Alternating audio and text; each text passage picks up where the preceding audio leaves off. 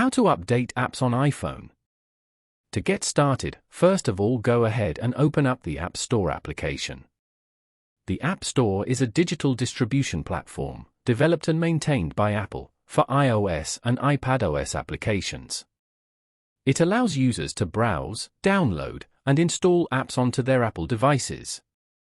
Once you're here, go to the top right corner and tap on your profile.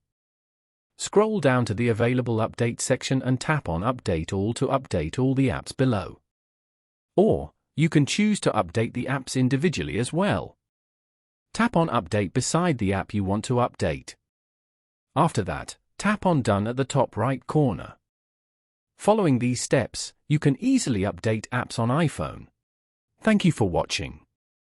Please leave a like if this tutorial helped you, or leave a comment below if you have any questions related to the video.